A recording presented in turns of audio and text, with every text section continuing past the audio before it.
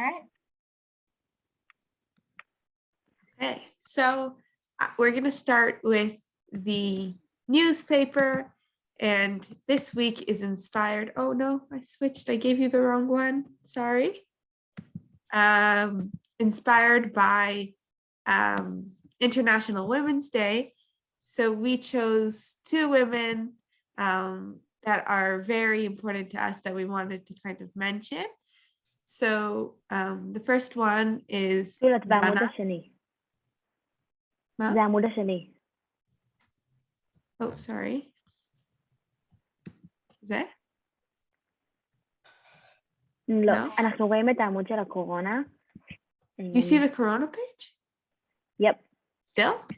إيمت مستبخ. Okay. Okay, let me try again. Let me see. Can you see now?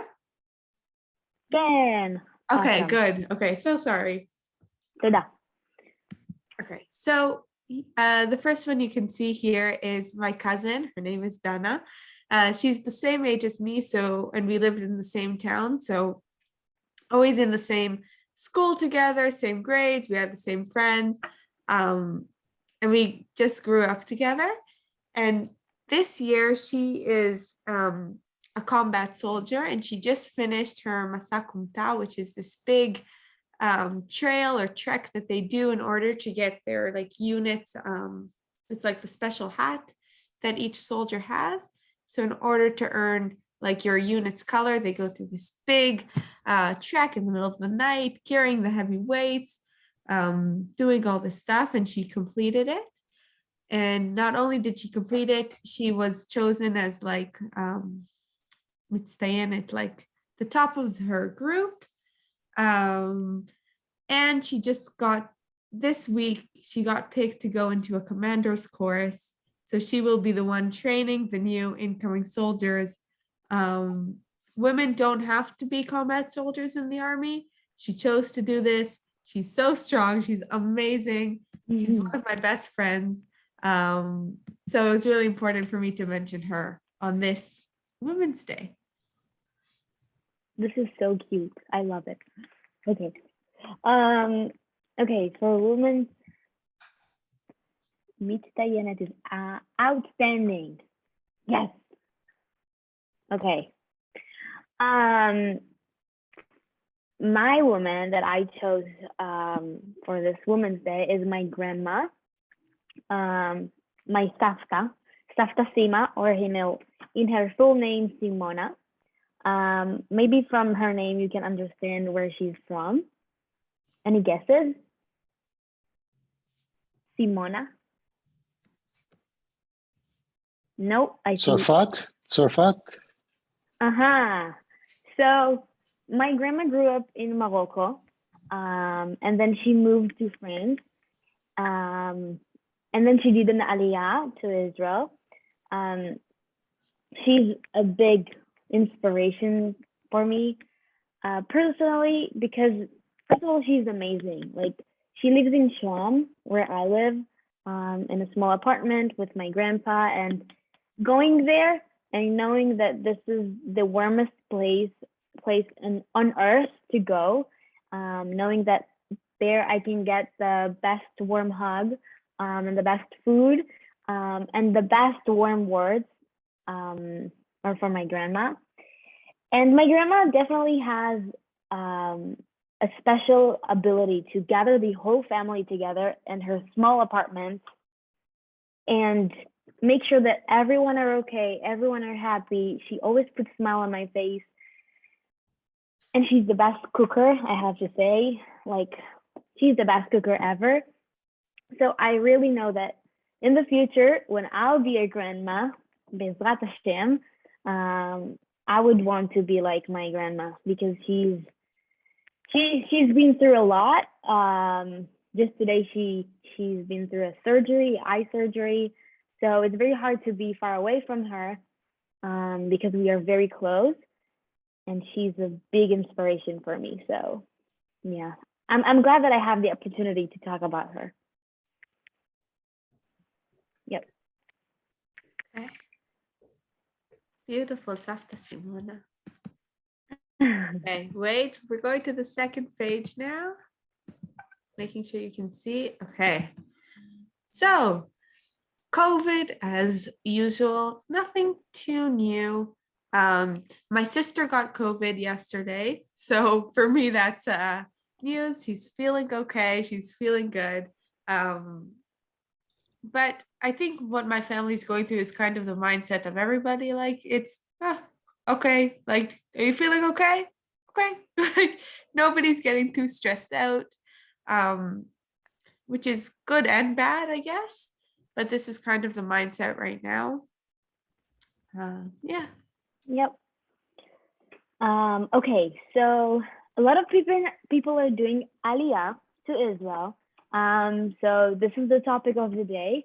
No spoilers, but because of the situation now in Russia and Ukraine, there are a lot of people that are Jewish people that are coming from Russia and Ukraine. Most of them are from Ukraine, and they're doing an Aliyah to Israel. It's like 30,000 Jews every day, every week. There are new people coming, and one of the special things is the welcoming that they get in Israel. So in the picture, in the little picture on the right, you can see a lot of Israeli flags and a lot of teens waiting just for those people, telling them that they are safe, they have where to go, and this is their new home. So this is very special and very, even though it's very unfortunate that they had to leave their houses, it's very exciting that they have where to go. So, yep. So our newsletter song for this week is Yeled Pele. And if there was Yeldat Pele, we would put Yeldat Pele, which means kind of wonder child. It's a kid song.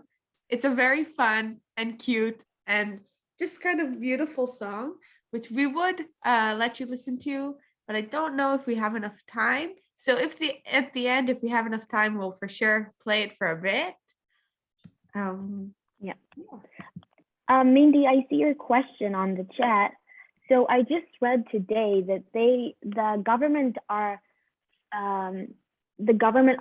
organizing some hotels and some like staying places that they can stay at till they will have a plan, like to get them a house, or I really don't know. I guess it's very complicated than what I know, but just today I read that everything is organized by the government, רשות העלייה והקליטה.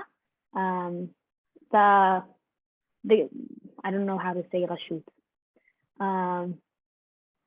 Like the group in the government that has to do with Aliyah, and they're taking care of it. So most of them, a lot of them, Samian just wrote me that a lot of them are coming to Bat Yam, where he lives. There you can find a big Russian and Ukraine community, and we will hear a lot about it later. So a question is, what did you work on the past week? So a lot of going on, Purim and a lot of programs, and it's very good. We are happy to stay busy because it means that we have something to do and we are meaningful. But just yesterday, we finished one of the biggest goals that we have, which is to do a program about the Israeli-Palestinian conflict for teenagers, for Canadian teenagers. We really felt that people don't know enough, and we wanted to give the historical prospect of this whole topic. So we did a research for like a month till the late hours of the night. And just yesterday we finished it and we did it to Jolt, which is a group from CYJ, the youth movement that we are working at. And it was great. We were very happy we did that. So this is what's going on lately. And now Purim.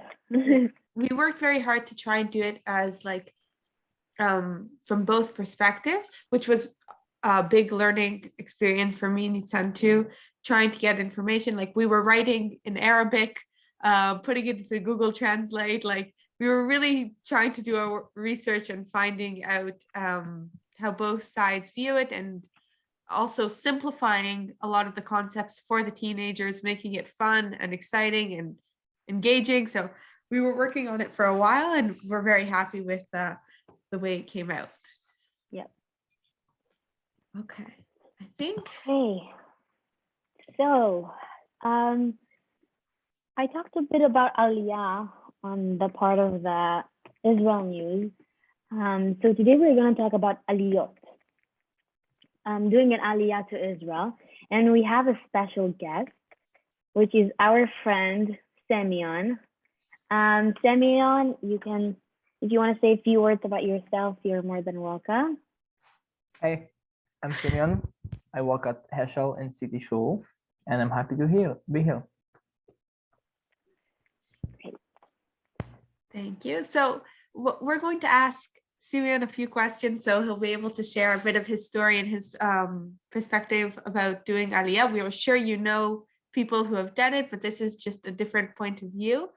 If you have any questions throughout, please feel free to stop us or write it in the chat or unmute and say whatever you feel comfortable. Yeah. Okay. So first of all, thank you, Semyon, for joining us today. It means a lot to us. And we are very glad that we have this opportunity to hear and listen to your story. So first of all, we wanted to ask, at what age did you make Aliyah? With who? Just the general details. So it was 2009. I was 6 years old. I just finished kindergarten in Russia. And me and my parents, my mom and dad, we came to Israel just in it was like a surprise flight. Yeah. Why did they choose to do Aliyah? Like, why then? And So my dad, he lived in Israel for 10 years prior Aliyah, and he wanted us to move to Israel for me to have a better future. And it's a way better country. Yeah. Do you have memories from that time from doing Aliyah? Do you remember what is it like to, like the whole experience, to pack your things, to how was it for you? So it was my first flight after I was 6. It was my first flight ever that I remember. I remember the El Al plane. I remember the food. They gave us like fish and kosher stuff. And I remember landing in Israel, and the guy that I don't know picks us up. And I remember we stopped by a palm tree. It was my first time seeing a palm tree, and I wanted to touch it, and I did, and it felt amazing, and I will never forget this feeling. Amazing. Yeah. Do you think you can describe how was it for your parents? It was hard, financially hard, because my mom doesn't know the language. My dad speaks bad Hebrew, but with the years, my dad has a business, and the business grew, and we started from bad conditions, and we went up, and now we live in a new apartment in Bat Yam, a very nice place. I have a sister and a brother now, and we are fully financially independent. Yeah. now we have a question in the chat if you want to answer. It says, how was your family's absorption experience? What's absorption? קליטה בקהילה, כאילו. Oh, so basically Bat Yam is more than 30% Russian speakers. So it was very easy for my parents, because every store you go to, every street, you will hear Russian, and you will hear people speaking the language and having Russian shops, and it was easier for them in Bat Yam because everybody is Russian. But outside of Bat Yam, and in my school where teachers didn't speak Russian necessarily, some did, it was harder for them. So they like live in their Russian bubble, but then when they go to my school and speak with my like Hebrew speaking teachers, I would be the one translating like almost all the time. Yeah. And Mhm. also I used to translate like government documents in second grade because I was the only one who knew Hebrew the best. Mhm. Tana, did you feel different, like in the Israeli landscape? I guess when looking at it, did you feel a part of like Israelis, or did you feel different? Well, I wasn't really a part of the Israelis. I always had a Russian friend, and throughout elementary school, I always had the Russian friends and the Russian like group of people. But we we like you don't really think about it when you're in elementary school.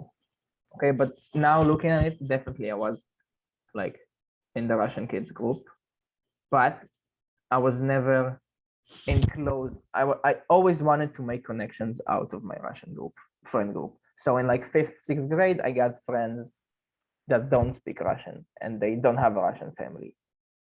So it was kind of weird the first time, but then I was like, hey, new friends. Cool. Did You your find it parents hard? push you? Oh, sorry. Sorry. I just wanted to ask if you find it hard, like making new friends out of your Russian group. No, it was easy for me, maybe because of my personality. I'm just Mhm. Good. talking to people. Yeah. This might be a weird question, so feel free to say if it's weird. But did your parents have any preference if you were to stick with the Russian group of friends, or if you were to make friends outside of that, or did they not really care?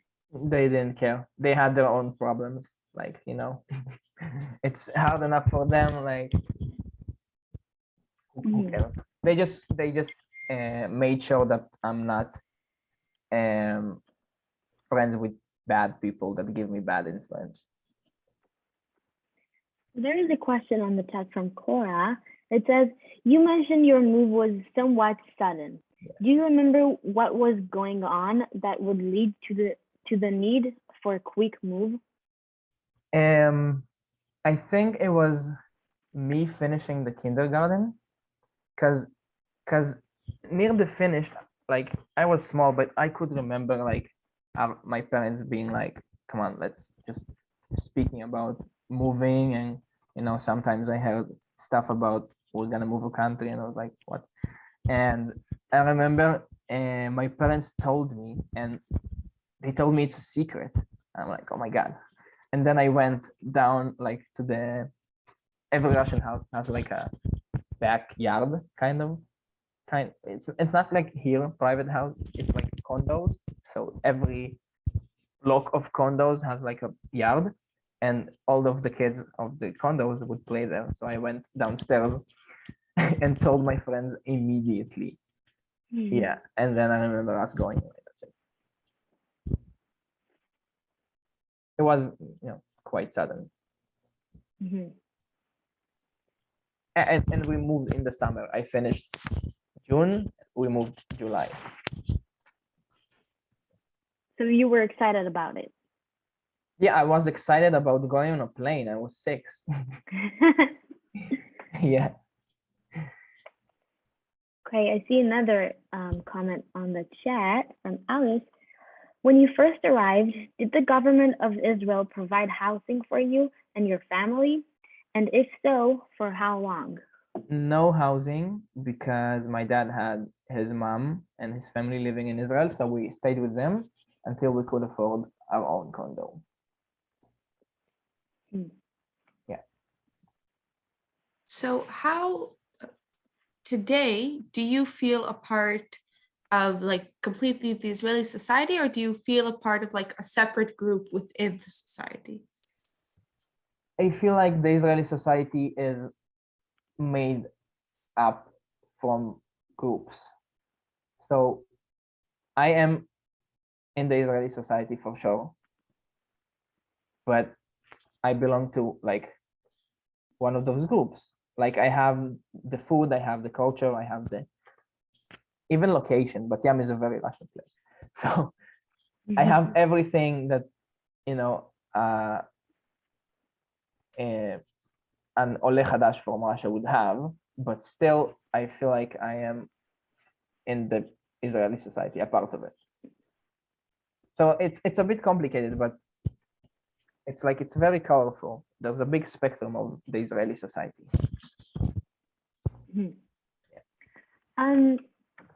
Do you keep your traditions from Russia, things you have from home, and was important for you to bring physically and I don't know, mentally in your daily life routine to your life in Israel? Well, yeah, we still do most of our Russian traditions. We speak Russian in the house, only Russian. It's weird speaking to my parents Hebrew because it's like it's broken Hebrew.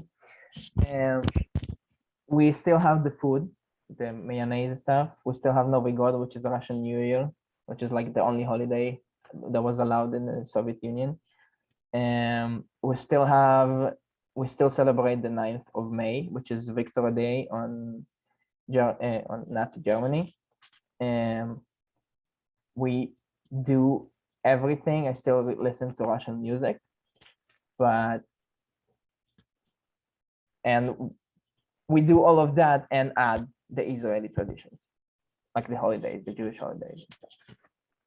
A lot of people talk about the Israeli society as being a melting pot of different traditions that come together to be like one Israeli. And a lot of people don't like that and like saying a mosaic more within each like little block keeps its own color, keeps its own identity, and together they build a picture. So how do you feel about the melting pot kind of idea? I feel like Jews like to party and eat, so every tradition is acceptable, and like everyone, you see it now. Like every Israeli celebrates Novi God now. It's a Russian holiday, but everyone celebrates it. And same in like Chag HaSigd. Everyone knows what Chag HaSigd is. Like some people even celebrate it, some non-Ethiopians. Everyone knows what Mimuna is. Non-Moroccan celebrated, you know? So I just love the different traditions it makes. It gives you more color to your experience. I love it. In the chat. Did I answer? Yes. Yeah. Do you feel like or identify as an Ole Hadash or more like a Russian Israeli? I identify as an Israeli that was a long time ago an Ole Hadash. So basically, Ole Hadash is for like 10 years, I think. But I got reminded that I am an Ole Hadash in school because I got 10 points for the Bagrut. Talia got 15. I'm jealous. I didn't got. I didn't got. Yeah, you were born in Israel, you know.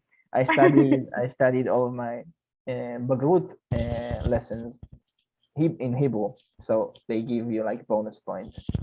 So I was reminded that I am an Ole Hadash, but yeah, I identify as an Israeli that came from Russia once. So can you speak a bit more about the difficulties you faced when coming to Israel? I know you make it sound like you were kind of happy to come, but yeah. I'm sure there was some difficulties. Yeah, of course there were difficulties. Part of it was the financial difficulties, but I didn't really experience it. I was a child. I didn't care. I experienced a lot of fights in the school because, you know, the Russians would fight with like the other kids sometimes, and, you know, because they are groups, sometimes they fight.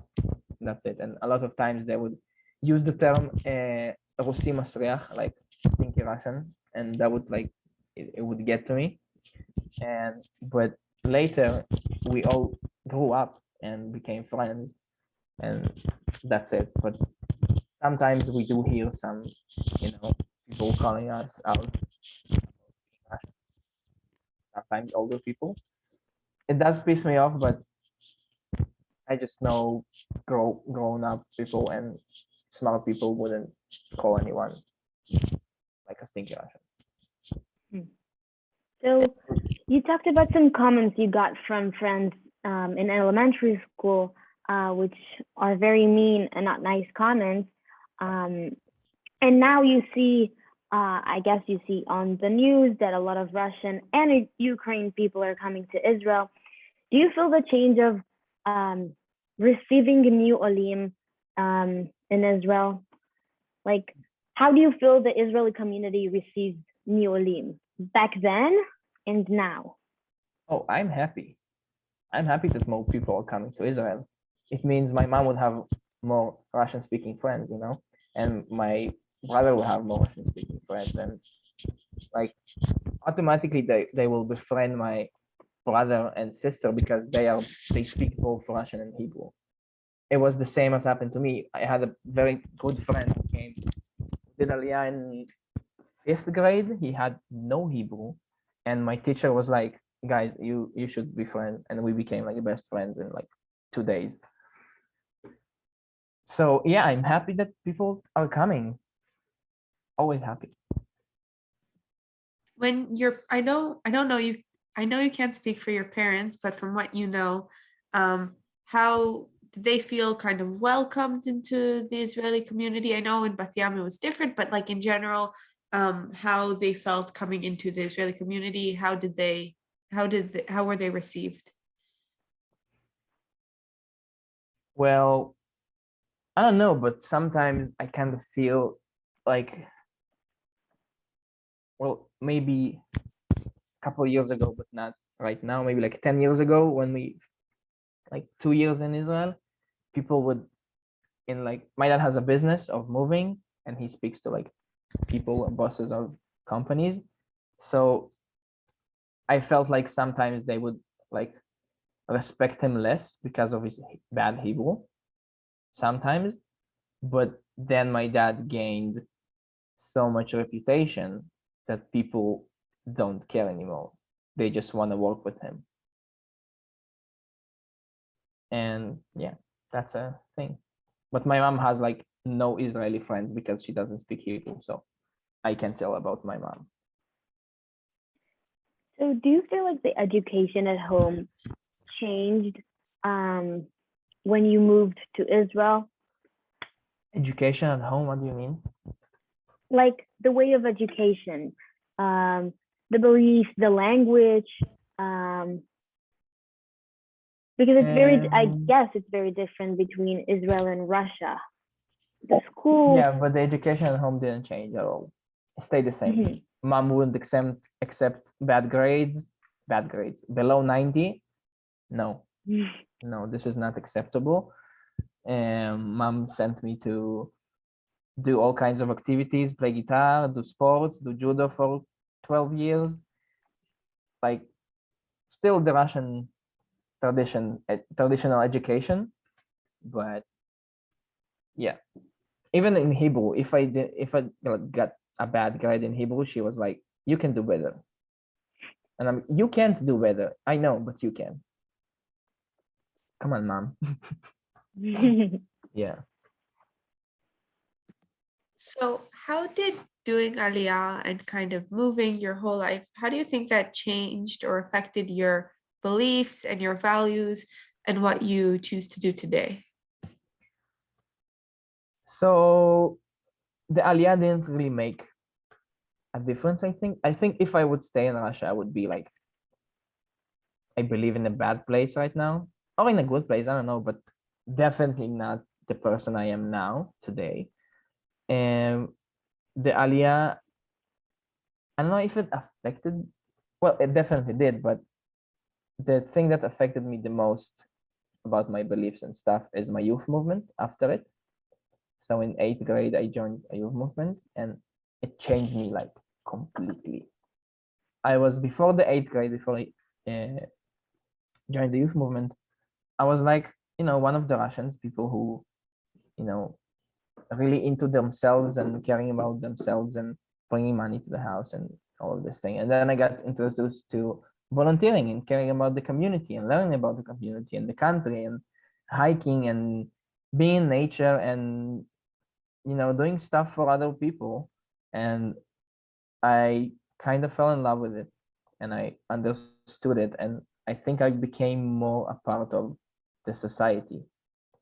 Like now I understand what's happening, not like before. Like sometimes my parents don't understand, and I have to explain to them what I'm doing and why am I doing it. Yeah. Amazing. There is a comment in the chat. Do you live in a predominantly Russian neighborhood? And what is predominantly mean? רוב רוסי. Oh, Bat Yam is a city of 32% Russian, so we don't have Russian areas in Bat Yam. Bat Yam is like a little bit over there, over there, over there, over there. You see, you have all kinds of aliyot. You have the Russians, you have the Ethiopians, you have the Syrians, the Argentinians. You have so many people just in one place. So everybody is everywhere. So I lived in a mixed city all my life. So another comment is, when you left, did you still have family in Russia? If yes, what was the communication like with them after you moved? What is the relationship like between those who made Aliyah and those who stay in Russia? Yeah, so my grandma and my grandma's sister is still there. And my grandma is gonna come live in Israel in like a couple months. She's gonna join us. And my grandma used to visit us every 6 months. 6 months Israel, 6 months Russia. They're back. And then COVID hit and we didn't get to meet.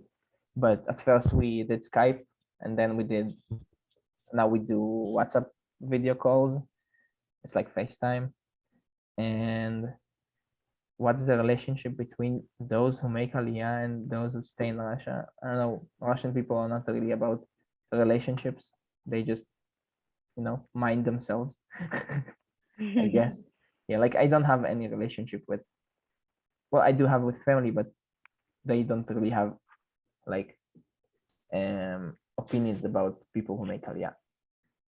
See, they just see them as they move to another country, great for them.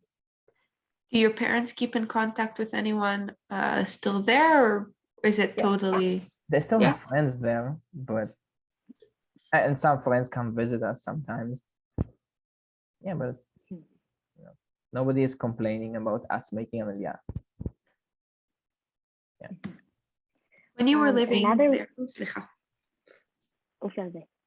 when you were living there in Russia, were you living in a Jewish community, or were you going to public school? What was life like there? I was going to kindergarten. It's separate there, like in Israel, same.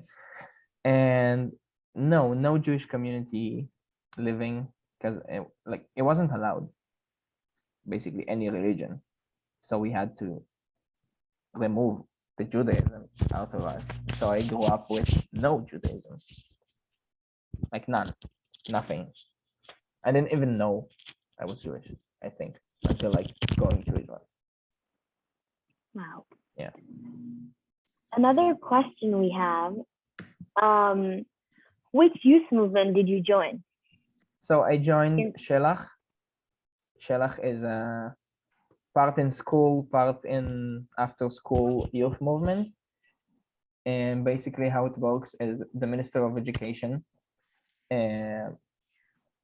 subsidizes it. Basically you have teachers who come to school like every other teacher and teach Shelach, which is a subject about Sadeh Leon Chevra, which is field, nationality, and society. They give you lessons about it, like one lesson a week, which is 45 minutes, and they do trips together. Like sometimes they're a day trip and like a whole trip. That's the Shelach thing. But if you want to join the youth movement, you need to come after school and do like your job and be in the youth movement that the Shelach teacher is the head of. And then you do courses in the summer and in Pesach vacations, and it's so fun. It's the best thing that happened to me. So as somebody who came and you said you didn't feel very Jewish. A lot of people build their connection to Israel when they moved through their Judaism. So how do you feel that you built your connection with Israel? Obviously, if you're as a Shinshin, you feel very strongly about Israel. So how did that relationship kind of come out? Youth movement. That's it. On my schedule fell. And yeah, youth movement. That's it. Like before the youth movement, I never even thought about it. I never we never celebrated Jewish holidays at home, nothing. But then I got to the youth movement. I started meeting more and more people, doing like Shabbat with my youth movement, doing holidays with my youth movement. Like, you know, getting to know more people and the tradition, and then starting to bring it home and falling in love with it, kind of like, you see, I don't know, it just happened in the youth movement. Mhm. Do the Russian friend, oh, slicha. I remember you mentioned your siblings, and I wanted to ask you about their experience, if you know some, because you did an aliyah with your parents, and they weren't part of the aliyah.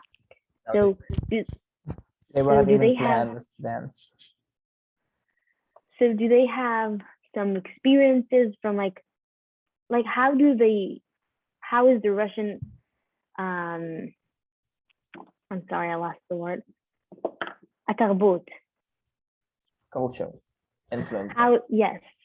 How does the Russian culture affect them? Mhm. So I know about my brother. My sister is 5. She's still in kindergarten. They both went to the Russian kindergarten. So, you know, they get the language and the culture and the discipline, kind of. But now my brother is in 6th grade. He is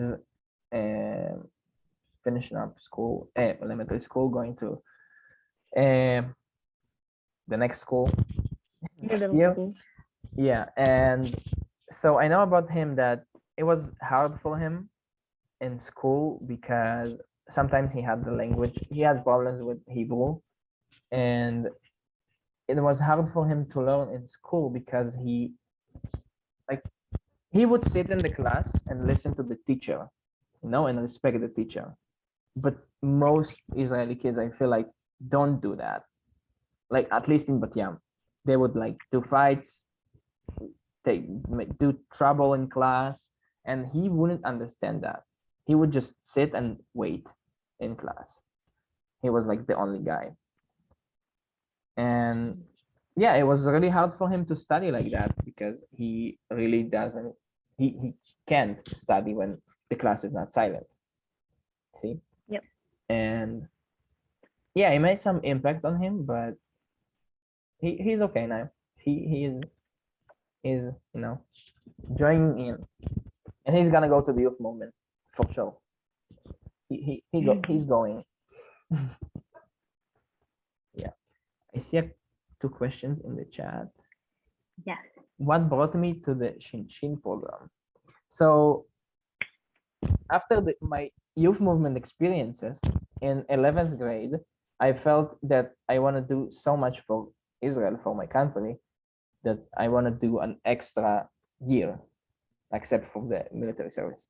And I wanted to do a Shnat Shirut. So I looked up and like searched places, and I saw an ad on Instagram about the Sochnut Shnat Shirut, about the Shnat Shirut abroad. The So Jewish agency. yeah, the Jewish agency Shinshin abroad.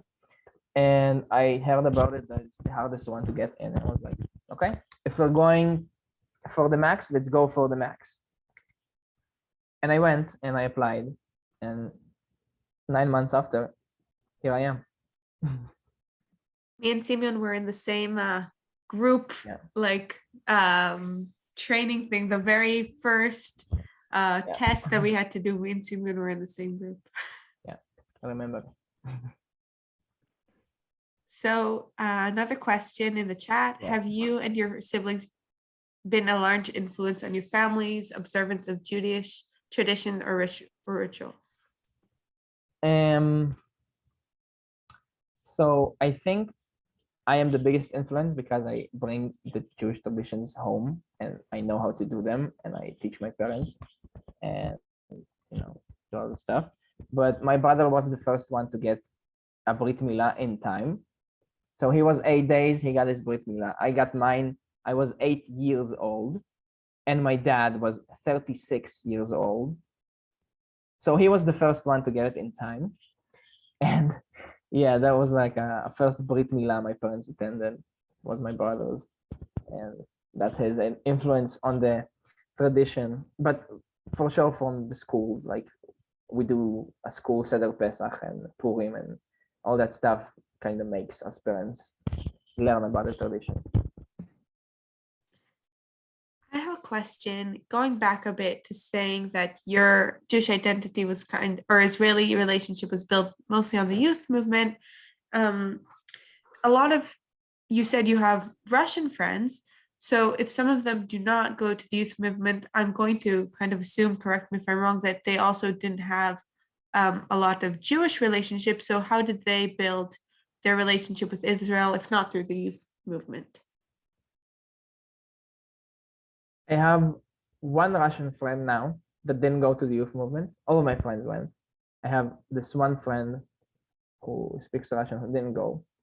He's like a best friend of mine, a big good friend.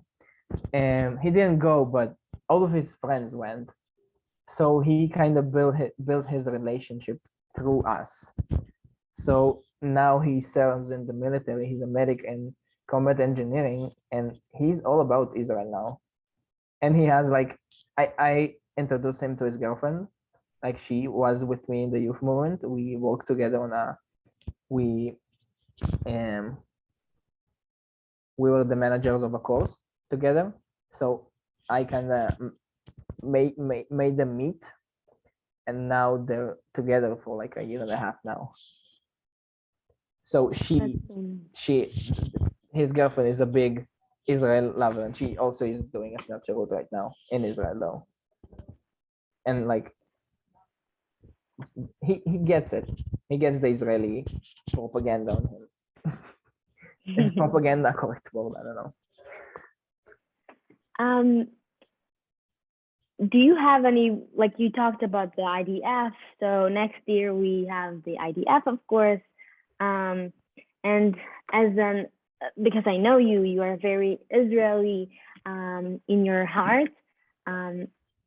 So what are your thoughts about the IDF? Like, what do you want to do in the IDF? Do you want to, there are a lot of meaningful rules you can do there. So what do you think? So last year I did all of my tests, like for how do you call them? Yeah, a pilot. I didn't want to be a pilot, so I kind of crashed the tests. I crashed my plane every time. And then I did my gibushim and my sports tests training kind of for the commander units. I did all of that stuff and got nothing. I got in nothing, but they did like sometimes units in Tzal that are in the IDF that are more secret, they find you through those tests. You don't pass on another unit, but they still give your information to other units, and then they like pick you up. So actually, I didn't tell it to anyone in the Comuna yet, maybe Mayan only. I got picked up I got picked up to a secret unit, classified one. You told me. Yeah, I told you in the Air Force. So now I'm waiting for like. Mazal tov. Thank you. Woohoo! Yeah. So now we wait. Now we wait. But Batzlacha. if I don't get there, like two, I'm going to combat engineering for sure. Mm-hmm. Thank you. I have a question that you might not like. Okay.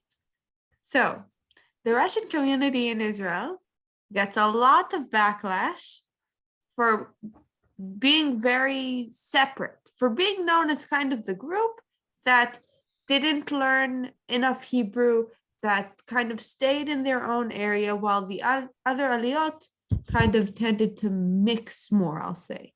how do you feel about this? Well, it's true. It's correct. It exists. My mom and dad are those people. They have no Israeli friends. Like my dad has some from business, but my mom has none. Okay, and it's I get it because they have the Russian mentality in them already because they came to Israel when they were older. But us, we connect, and we are the next generation, and it's gonna be okay. Like we're gonna grow up, and it's gonna be the same. Like Russians will be as any aliyah before. I think that although like Ethiopian people wouldn't befriend Israelis from the start, like if they have no Hebrew. It's hard. The language barrier is definitely the thing that causes a lot of Russian people to stay inside. And it's comfortable, more comfortable for them. They have Russian speaking friends. They don't have to learn the language again. They can work even in Russian. So why would they even learn the language? Anna, do you Yes, want to Anna? say? Yeah, yes. It's not unusual. It's not unusual for a first generation to, if they're a bit older, to stay within their own group and speak their own language. And it's the new generation that assimilates. When I first came to Toronto, we were living, my mother and I, we rented an apartment, part of a duplex, and the people who owned it, the Firestones, they had been in Canada for many, many, many, many years. But they still spoke Yiddish. She did not speak any English. The husband spoke a little because he had to for business reasons. But their children were the ones who spoke English and became, quote, Canadians, So it's not unusual. It's not just the Russian group that does this. It's everybody. Yeah. And we're the freshest ones. We're the most fresh aliyah. So it's gonna be okay.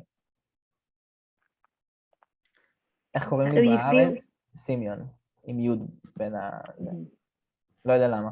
פשוט המורה שלי באולפן כתבה את זה עם יוד, אז מאז אני סימיון עם יוד, גם בתז.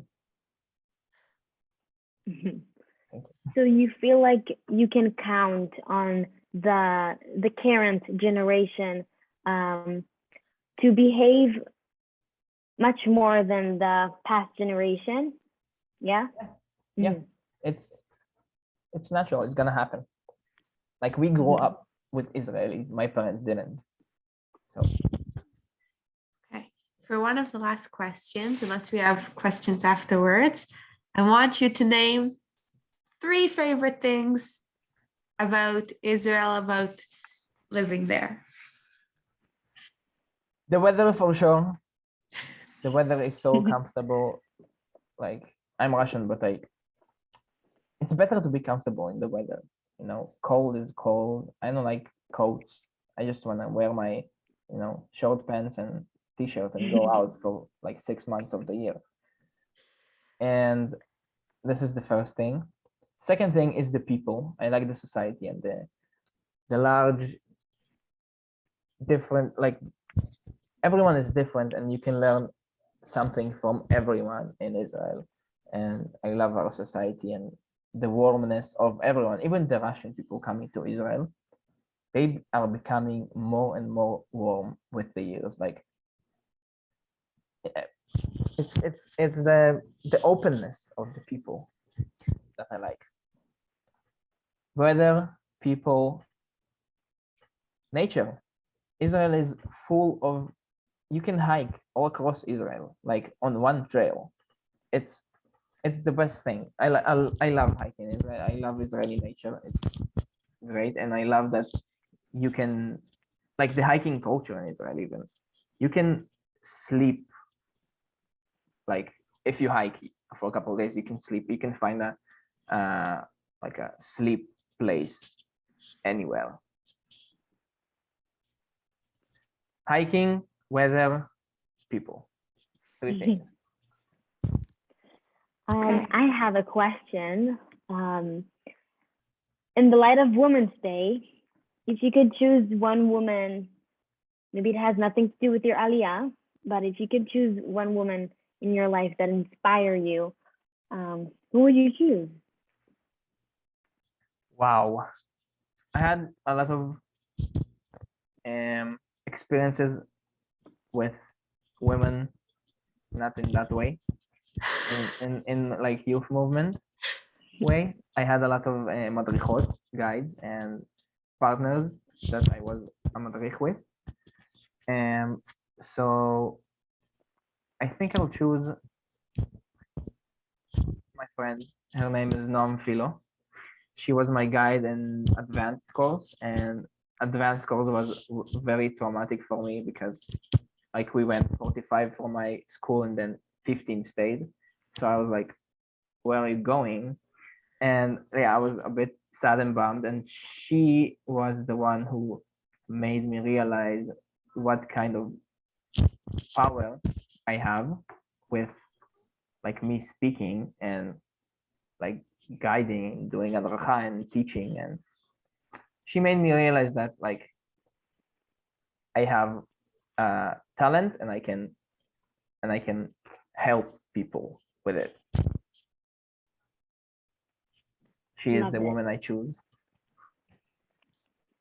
תודה רבה. בכיף. סימיון, תודה. תודה רבה רבה רבה רבה. תודה רבה, סמיון. זה ממש מעורר השראה. It's very inspiring to hear your story. Even though I just met you this year and I thought I knew your story, I definitely found some new details, and it's amazing. It's amazing, and I'm glad to do this year with you. And thank you for joining us today. Thank you for תודה רבה. inviting me. תודה. I just saw a comment in the chat about if they gave us anesthesia in the Brit Milah. Yes, full body. I had the mask with laughing gas. I was done. You hear that? But after, it was Yeah. bad for like a month. Can imagine. Well, I can't really imagine. Yeah. Okay. Okay, so 5 minutes early, but we hope you find it interesting.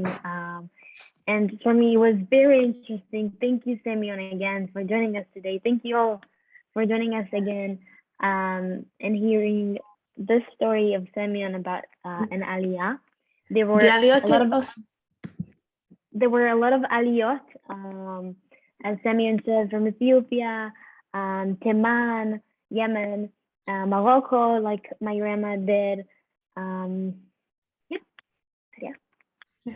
So I just wanted to say that, like, just like Nitzan said, there were tons of aliyot and each story is completely different. Like my aliyah story is very different to Simeon, and still I kind of, while listening, I was like, this is the same. Like through hiking is how I felt my kind of connection, and hearing you speak about it was very like, somebody understands. So a lot of the aliyot stories are very different from one another, and different people have different experiences. And so especially now with the Ukrainian aliyah coming in, we hope to give them the best welcome and best experience possible. The Israeli community is changing and getting better.